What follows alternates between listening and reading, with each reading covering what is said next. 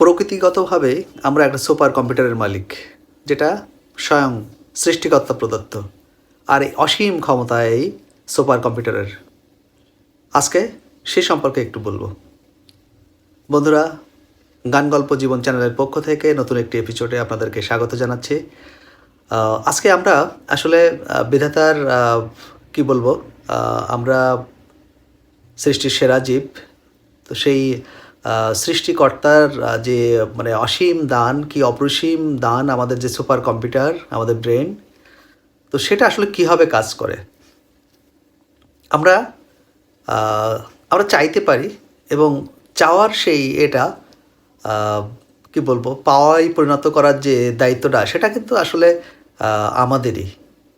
হ্যাঁ, সৃষ্টিকর্তা সহায় হবেন আমরা যতটা মানে ওনার শরণাপন্ন হয়ে আমরা যতটা উদ্যমী হব, উনি ততটুকু সাফল্য আমাদেরকে দিবেন, আমাদেরকে ততটুকু সহযোগিতা করবেন আমাদের সেই কাঙ্ক্ষিত লক্ষ্যে পৌঁছানোর জন্য।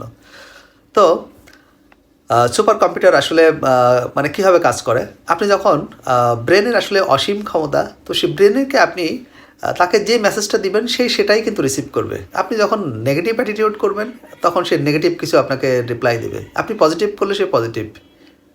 মানে এটা বিশ্বাস করেন কি না আমি যুক্তি দিয়ে বোঝাবো। তো আমরা আসলে কি আমরা বাঙালিরা আগেকার দিনে যখন আসলে এই ফেসবুক ইউটিউবের যুগে যখন আমরা ছিলাম না, তার আগে আসলে গভীরভাবে প্রত্যেক শুক্রবারে বিটিভিতে বাংলা সিনেমার একটা অনুষঙ্গ ছিল। তো বাংলা সিনেমা আমরা দেখতাম। তো সেখানে অনেক সামাজিক ছবি বেশি দেওয়া হতো, যেহেতু আপামর জনসাধারণ মানে পরিবার পরিজন নিয়ে দেখবে সেখানে। তো সেরকম একটা সিনেমা আমি আসলে যখন সিনেমা দেখি, মোটামুটি তার মধ্যে ঢুকে যাওয়ার চেষ্টা করি। তো সামাজিক যে সিনেমাগুলো, তো যখন আমরা ওই সিনেমাগুলো দেখি, তখন এখানে দুঃখের সিন আছে। দুঃখের সিন, হয়তো নায়ক নায়িকার কোনো ব্যথার মুহূর্তগুলো।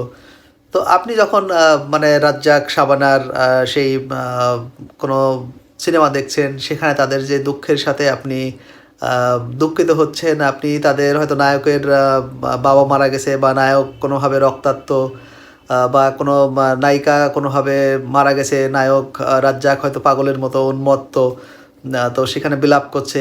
ওই দৃশ্য দেখে অজান্তেই কিন্তু আসলে আমাদের ভিতরে আমাদের ব্রেন আমাদেরকে কিন্তু সফট করে ফেলছে, আমাদের বিরুদ্ধে কান্নার সঞ্চার করছে, আমাদের চোখে পানি চলে আসছে, আমাদের মন দুর্বল হয়ে যাচ্ছে। এটা কেন হয়? কারণ হচ্ছে আমরা এই যে সুপার কম্পিউটার কিন্তু আসলে তার অসীম ক্ষমতা, কিন্তু সে আসলে কিন্তু বোকা। কারণ আপনি যেটা দেখছেন, দৃশ্য যেটা দেখছেন এবং যেটা আপনি ফিল করছেন, তাকে সেই মেসেজটাই কিন্তু সে রিসিভ।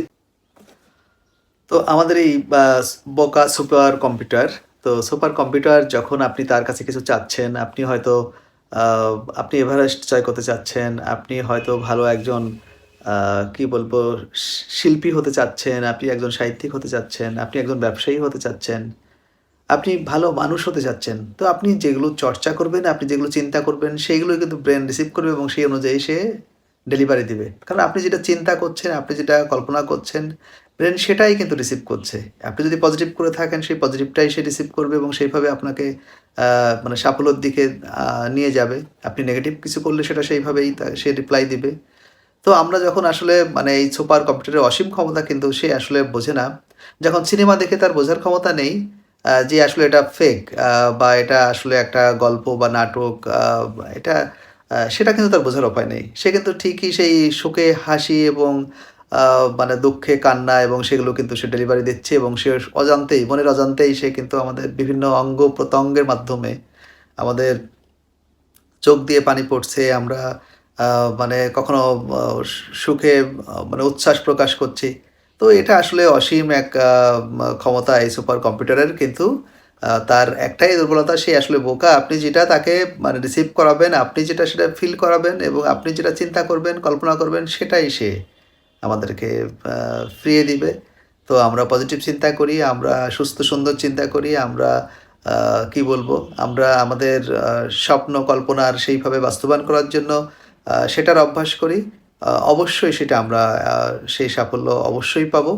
আ মানে কারণ এই ব্রেন কিন্তু অসীম ক্ষমতাধর হলেও সে বোকা এবং মনের অজান্তেই সে আপনি যেটা চিন্তা করছেন, কল্পনা করছেন সেই দিকেই আপনাকে ধাবিত করবে এবং সেই দিকেই আপনি সফল হবেন।